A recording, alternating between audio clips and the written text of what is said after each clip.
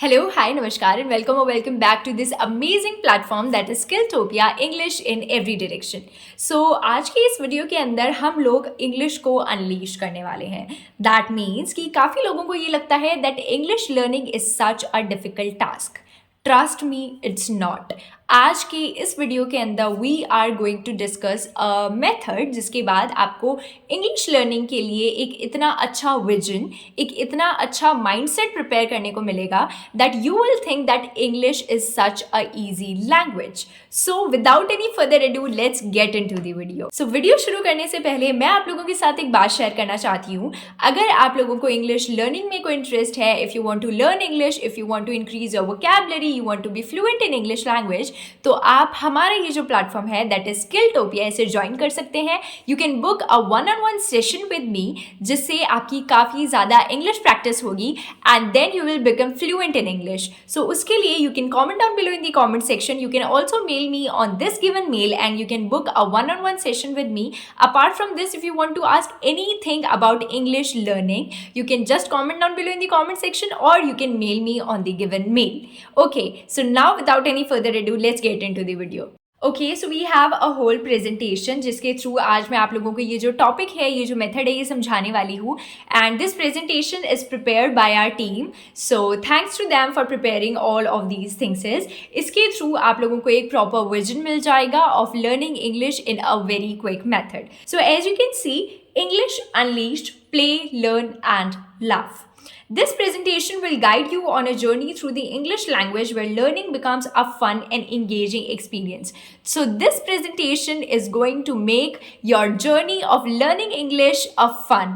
So it's not going to be boring from any corner. Okay, so now let's get started. So what is English? English is a widely spoken language used in various parts of the world for communication and cultural exchange. So हमारा जो ये method है, इससे पहले हमें ये समझना होगा कि इंग्लिश बेसिकली होती क्या है और हम क्यों सीखना चाह रहे हैं.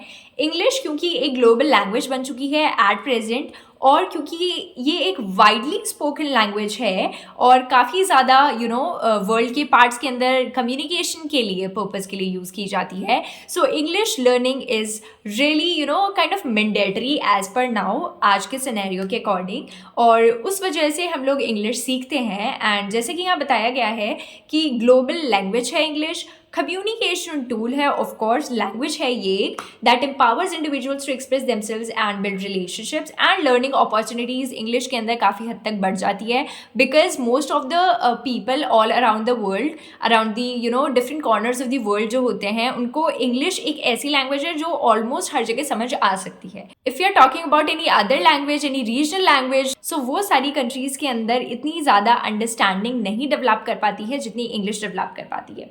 So now here we have the GRASP-T method. ये जो मेथड है that is particular method जिसके थ्रू हम लोग इंग्लिश को सीखने वाले हैं. Now what is GRASP-T? GRASP-T is a strategy for improving your understanding and use of English. और क्योंकि हमें यही सीखना है, इंग्लिश को सीखना है, that's why we are gonna go through all the overview of GRASP-T. तो GRASP-T में G stands for group of words. Now group of words in the sense understanding how words are grouped together in phrases and sentences. So जो group of words है उनकी understanding होना is very important for learning English. And second is root words. Root words means basic words, जो एकदम foundational words होते हैं वो words. Identifying the base form of words and their prefixes and suffixes. Now what are those prefixes and suffixes? वो हम आगे आने वाली slides में समझने वाले हैं. Now association with sentences. So G stands for groups of words, R stands for root words, A stands for association and sentences. That means connecting words to their meanings and using them in meaningful sentences. क्योंकि जब तक हम लोगों को particular meaning, word का meaning and then phrase का meaning and at last ultimately हमें sentence का मीनिंग समझ नहीं आ जाता है, तब तक हम लोग इंग्लिश लर्निंग नहीं कर सकते. सो उसके लिए we should know all these things. And उसके बाद P stands for parts of speech. That means recognizing the grammatical functions of words in a sentence like nouns, verbs and adjectives. So यहाँ पे जो एकदम basic knowledge of grammar होता है वो कहीं ना कहीं कंसिडर किया गया है, जिसमें nouns and verbs, adjectives, parts of speech और ये सारी चीज़ें इन्वॉल्व रहती हैं. Fifth is T T stands for tone. So understanding the emotional context, क्योंकि हम लोग अगर कोई भी चीज़ कह रहे हैं तो वो जो लाइन है, वो जो सेंटेंस हमने फॉर्म किया, उसके पीछे कहीं ना कहीं एक इमोशनल कंटेक्स्ट होता है, तो उसे समझने के लिए टोन इज़ वेरी नेसेसरी. तो टोन भी हमें समझ आनी चाहिए of a particular sentence and how the words convey meaning. तो वो चीज़ हम लोगों को काफ़ी हद तक समझ आनी चाहिए, जिससे कि हम लोग वो एक कोड तक जा पाएँ कि वो पर्टिकुलर बात किस कॉन्टेक्स्ट में कही गई है. सो अब हम लोग इन सारी चीज़ों को डिटेल में पढ़ने वाले हैं. So if you want to take screenshot, तो आप इस फ्लो चार्ट का जो है स्क्रीनशॉट ले सकते हैं, क्योंकि this is kind of road map जिससे आप इंग्लिश सीख सकते हैं. तो ये कुछ बेसिक चीज़ें हैं जो अगर आप सीख लेते हैं, so you can master English. तो इसका आप स्क्रीनशॉट ले सकते हैं. नेक्स्ट, मूविंग फॉरवर्ड, अब डिटेल डिस्कशन करेंगे. सो G stands for group of words. Grouping words involves understanding how they fit together in phrases and sentences. मतलब वर्ड्स हम लोग किस तरीके से फ्रेम कर रहे हैं, किस तरीके से हम लोग एक परफेक्ट लाइन में फिट कर रहे हैं, जिससे हमारा कोई फ्रेज या फिर एक सेंटेंस फॉर्म हो रहा है. Now what is phrase and what is sentence?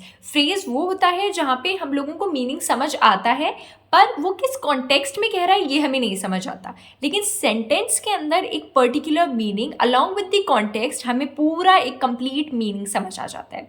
So phrase, group of word that convey a single idea. For example, the big red ball.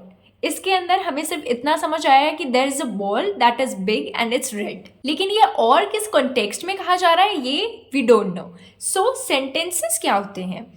Complete thoughts that express an idea, often containing a subject and a verb, such as the boy kicked the ball. अगर यहाँ पे होता the ball तो ये एक sentence नहीं बनता, लेकिन यहाँ पे है the boy kicked the ball. तो बॉल किस कॉन्टेक्स्ट में कि एक लड़के ने उस बॉल को किक किया. So we are understanding all of the context. तो ये एक पर्टिकुलर कंप्लीट सेंटेंस है. सो एंटोनियम्स एंड सिनोनियम्स का भी वर्ड्स की ग्रुपिंग में काफ़ी हद तक रोल होता है. And how finding opposite words is antonyms and words with similar meanings are synonyms to expand vocabulary. So ये जो सारी चीज़ें होती है, ऑपोजिट वर्ड्स, सिमिलर वर्ड्स कहाँ पे यूज़ करने हैं. सो ये जो सारी चीज़ें होती हैं, ऑपोजिट वर्ड्स, सिमिलर वर्ड्स, और सेंटेंस को किस तरीके से स्ट्रक्चर करना है कि उसका एक प्रॉपर मीनिंग बन पाए, ये जो सारी चीज़ें होती है ये वर्ड्स की ग्रुपिंग में इन्वॉल्व रहती हैं. इसलिए जो फर्स्ट स्टेप हमारा रहेगा इस मेथड में, that is understanding group of words, जिससे कि हम लोग एक प्रॉपर स्ट्रक्चर जो है वो डेवलप कर पाएँ.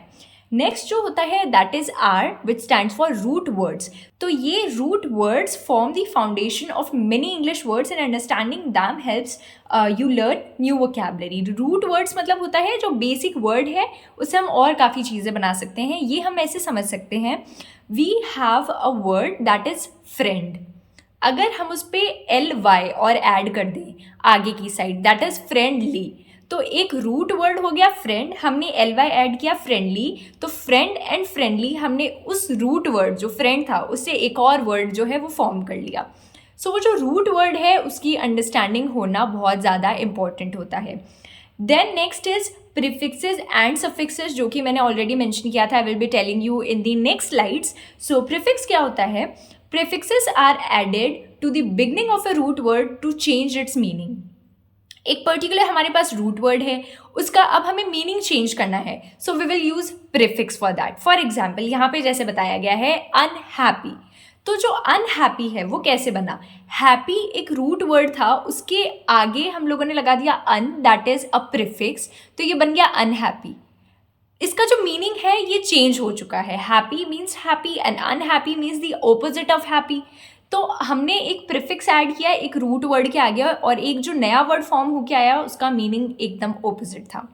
तो सफिक्स क्या होता है? प्रीफिक्स जो होता है वो वर्ड के आगे लगता है स्टार्टिंग में, और सफिक्स जो होता है वो वर्ड के एंडिंग में लगता है. जैसे मैंने बताया फ्रेंड और LY ऐड कर दिया तो फ्रेंडली हो गया. तो suffixes are added at the end of a root word to change its grammatical function और meaning, such as ING. Running है उसके आगे हम ING लगा देंगे तो रनिंग हो जाएगा. ठीक है, तो इस तरीके से सफिक्सेस ऐड होते हैं और prefixes I have already told you. Now creating new words by combining prefixes and suffixes and root words we can create new words, जैसे कि re plus use, reuse. Okay, and then joy plus full, joyful. तो जो reuse था, the word is reuse, इसमें री है and then use है। ये री जो है ये इसका प्रीफिक्स है एंड यूज जो है ये रूट वर्ड है, तो रीयूज बन गया। ओके, एंड देन हमारे पास एक और है, उसके अंदर हमने सफिक्स ऐड किया है। तो जो जॉयफुल वर्ड है, इसमें जॉय जो है वो रूट वर्ड है और फुल हम लोगों ने इसमें सफिक्स ऐड किया है, तो ये जॉयफुल बन गया है। सो इस तरीके से हमें रूट वर्ड्स की अंडरस्टैंडिंग होनी चाहिए। एक बार हमने ग्रुप करना सीख लिया, नेक्स्ट हमने रूट वर्ड्स की सारी अंडरस्टैंडिंग सीख ली। Next is association and sentences. अब हम इन सारी चीज़ों को आपस में रिलेट करना सीखेंगे। So, connecting words to their meanings and using them in sentences is essential for effective communication. तो आपस में हम relate करेंगे कैसे? Association, linking words to their definitions and examples to understand their nuances and uses. तो काफ़ी बार जब आप लोग कोई एक बुक रीड करते हैं, आपको किसी चीज़ का मीनिंग समझ नहीं आता किसी भी वर्ड का, you just go on Google and search for the particular thing, या फिर अगर आपके पास डिक्शनरी है so you will go and search it there. तो इन सारी चीज़ों को आप किस तरीके से करेंगे? आप एसोसिएशन करेंगे। आपको किसी वर्ड का मीनिंग नहीं समझ आ रहा, you will go and you will find the definition and example और उसको उससे रिलेट करेंगे, and then you will find the proper meaning of that particular thing. Next is sentences, using the new words in meaningful sentences to practice their uses and comprehension. Comprehension काफ़ी अच्छी चीज़ है, जहाँ से आप सेंटेंस का proper जो structure है वो समझ सकते हैं। नॉट ओनली सेंटेंसेस का, but then after sentences various lines का आप बहुत ही अच्छा ऑर्गेनाइजेशन समझ सकते हैं।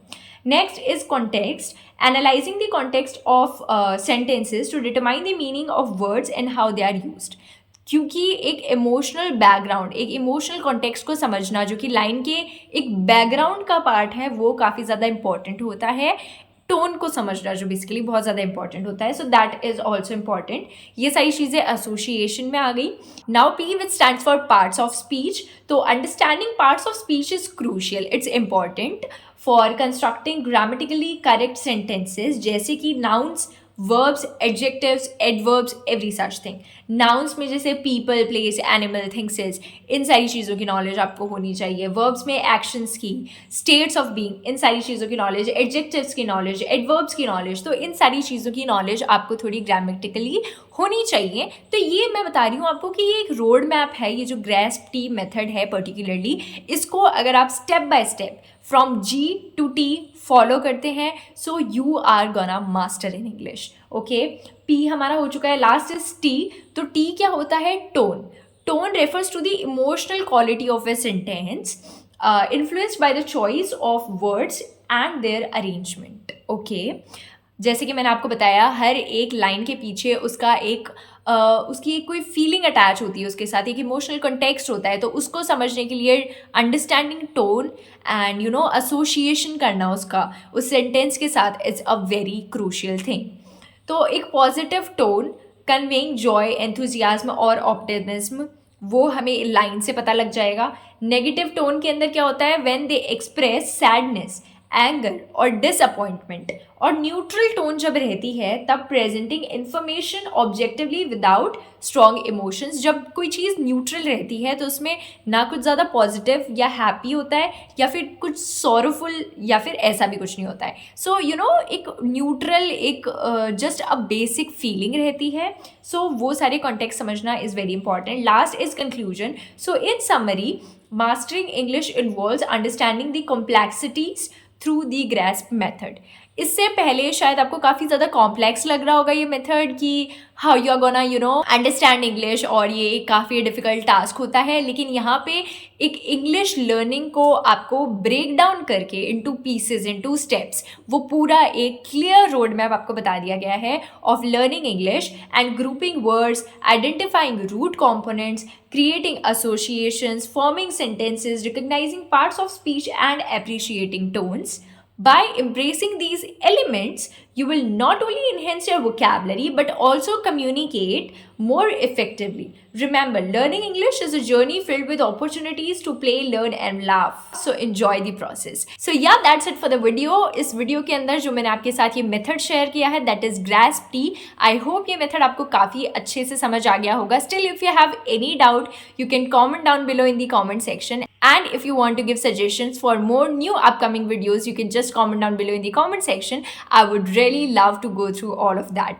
Till then, keep learning and keep exploring. All the best for your journey ahead. Take care. Bye bye. Thank you.